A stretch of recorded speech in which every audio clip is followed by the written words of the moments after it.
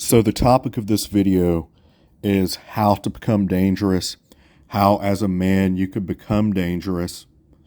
And this is actually a review of Corey Wayne's video on the same topic. I'm going to be reviewing Wayne's advice, and then I'm going to be expanding on that and tell you where I think he could have improved on his advice. And the guy who writes Corey Wayne is saying that, he feels like he has his life together in other areas, but he wants to be more competent in terms of being able to fight, being able to defend himself, being able to defend his girl if that situation arises. Corey Wayne's video response was short and sweet to this.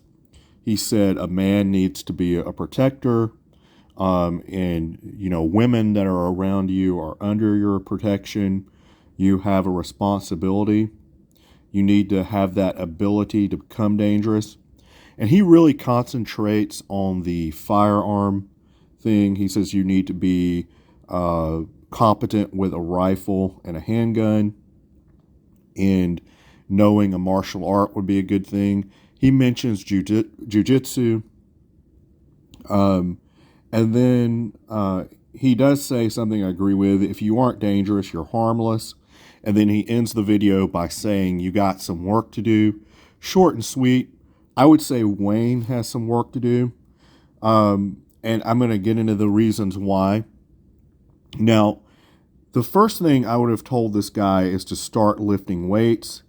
You need to build muscle, get strong through weight training, and build that physical presence, which is something Corey Wayne doesn't have. You could see his arm is rather skinny. And if Wayne was out with his girl, if I was out with my girl, the odds are, if you look at both of us, an attacker from an attacker's point of view, he's going to go after Corey Wayne and his girl first because Wayne is obviously weak. So I would say Corey Wayne has some work to do. He should be building some muscle. The reason why guys like the one who wrote in and Corey Wayne need to build muscle is because it avoids trouble. Because having that strong look, that physical presence is a deterrent. It's an intimidation factor, and you just avoid trouble because predators are looking for weaker people to deal with. And anyone who discounts muscle and strength in a fight, I just don't even take seriously anymore.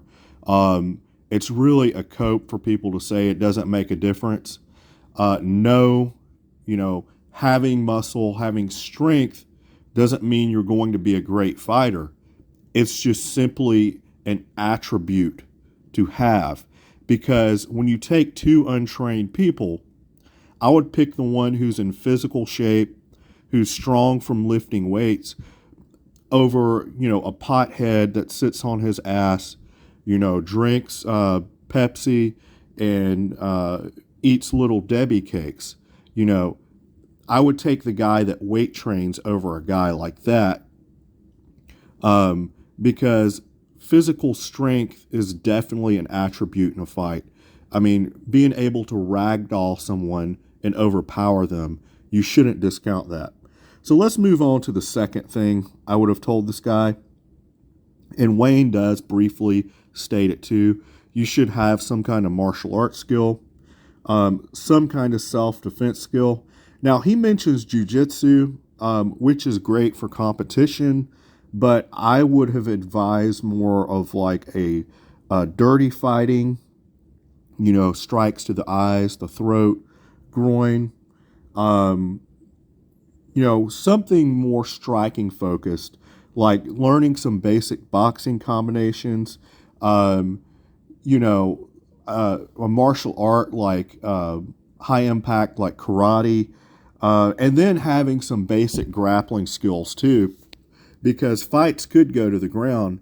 But I would say in a street confrontation, for the most part, you want to try to stay on your feet and avoid getting knocked down, avoid going to the ground, because there's always that potential for multiple attackers. The third thing I would have told this guy is to carry some kind of equalizer, and watch videos, read up on it, whatever you decide to carry, whether that be a knife, a fist pack, slapjack. Learn how to be proficient with it. Learn how to use it. Now, Dr. D. David Schultz, he did a shoot interview with Hannibal a while back, and he said, he was giving self-defense advice to average people. He recommended carrying a small knife. You get backed into the corner, you pull that out, and it's going to act as a deterrent. You slice somebody. Most people don't want to be cut. And, if you're armed and they aren't, you have an advantage. If they're bigger, they're stronger, you have an equalizer. So that's what I would have told this guy, is to carry some kind of equalizer, to use, even if it's a last-ditch effort in a street fight. Remember, there are no rules in a street fight. It's not competition fighting. So if you are going to do a martial art and you're maybe beyond your competition days, or you're not interested in competition, you want something more geared towards street defense. Now, and the fourth thing, and this is the first thing Wayne mentions, is, firearms. And a lot of weaker guys kind of use the gun cope. Why do I need muscle? Muscle isn't bulletproof. I won't have to worry about being strong. I'll just shoot the person. Well, that's not practical, and that's not very logical, because of the legal ramifications you're going to be dealing with. Shooting someone is a lot more serious than, beating up someone with your fist, even slicing someone with a knife. Shooting someone is going to bring more legal issues. You're going to be subject to investigation. You might even be put through a criminal trial like Kyle Rittenhouse if you have, liberal activist prosecutors. And depending on the race of your attacker, the media, the establishment will come down a lot harder on you. Say if a black attacker, you end up killing him. So let's talk about guns for a little bit. I agree with Wayne. You should be proficient in using a firearm, handgun, rifle, shotgun.